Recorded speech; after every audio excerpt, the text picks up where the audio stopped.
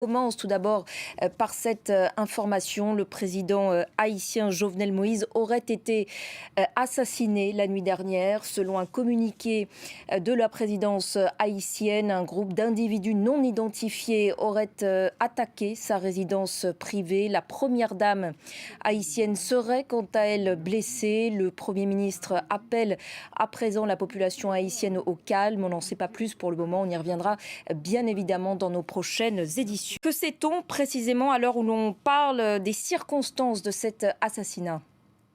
Écoutez, les circonstances sont assez floues sur ce qui s'est passé donc dans la résidence privée du président qui habite sur les hauteurs de la capitale Port-au-Prince. Un commando, vous l'avez dit et le communiqué le précise, se serait introduit dans cette demeure privée. Certains seraient de langue espagnole, mais rien n'est officiellement confirmé, sauf effectivement donc cet assassinat du président par le Premier ministre qui a confirmé donc cette nouvelle, l'assassinat de Jovenel Moïse, et donc son épouse Martine Moïse est blessée et soignée en ce moment à l'hôpital. C'est un flou total dans lequel Haïti plonge aujourd'hui parce que il n'y a pas de Premier ministre en fonction. Claude Joseph est un intérim.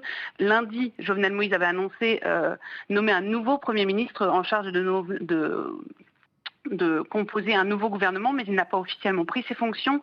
Selon la Constitution haïtienne, c'est au président de la Cour de cassation d'assurer le pouvoir en cas de vacance par la présidence. Mais aujourd'hui, Haïti n'a pas de président de la Cour de cassation, car il est lui décédé du Covid récemment. Donc c'est un réel flou aujourd'hui sur Port-au-Prince. Voilà, tout cela intervient, vous l'avez rappelé, dans un climat très lourd pour le pays, en proie donc à une crise politique et également, on le sait, depuis de très nombreuses années, à de très graves violences qui sont devenues aujourd'hui le quotidien des Haïtiens. Absolument, la mainmise des gangs sur Haïti et principalement sur Port-au-Prince est telle que la circulation vers la moitié nord-sud, la moitié sud d'Haïti est impossible depuis la capitale.